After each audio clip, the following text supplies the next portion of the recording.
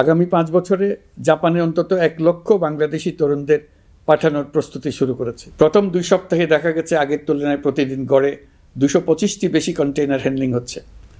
এই বন্দরকে আধুনিকভাবে গড়ে তোলা গেলে তা শুধু বাংলাদেশের অর্থনীতিতেই ভূমিকা রাখবে না, নেপাল, ভুটান সহ পার্শ্ববর্তী অঞ্চলের অর্থনীতিতে ইতিবাচক ভূমিকা রাখতে সক্ষম হবে।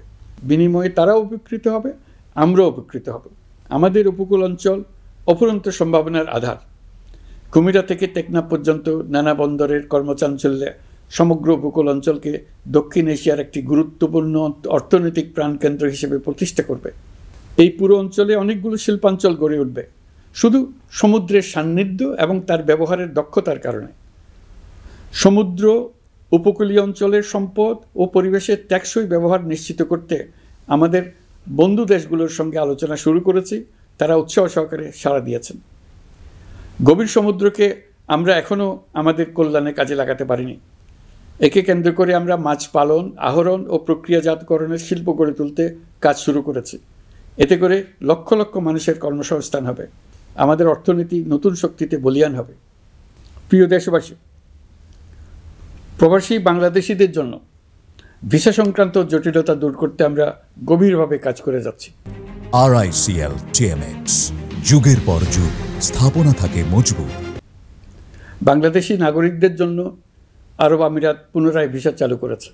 মালয়েশিয়া কর্তৃপক্ষ বাংলাদেশি কর্মীদের জন্য প্রথমবারের মতো মাল্টিপল এন্ট্রি ভিসা চালু করেছে। অন্যান্য দেশের সঙ্গেও ভিসা জটিলতা কীভাবে কমিয়ে আনা যায় এ নিয়ে আমরা কাজ করে যাচ্ছি। আগামী 5 বছরে জাপানে অন্তত 1 লক্ষ বাংলাদেশি তরুণদের পাঠানোর প্রস্তুতি শুরু করেছে। তরুণদের সেখানে পাঠানোর জন্য বিশেষ প্রশিক্ষণ, অন্যান্য ব্যবস্থাও আমরা নিতে শুরু করেছি। এর পাশাপাশি আমরা ইতালি, দক্ষিণ কোরিয়া, সার্বিয়া সহ বিভিন্ন দেশে দক্ষ কর্মীদের পাঠানোর উদ্যোগ নিয়েছি।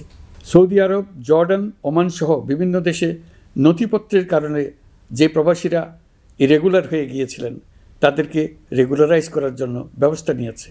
আমরা বিভিন্ন দেশের সঙ্গে বিদ্যমান চুক্তিগুলোকে পর্যালোচনা করে দেখছি যাতে আমাদের প্রবাসী ভাই বোনদের জন্য সেগুলো স্বস্তিদায়ক হয়।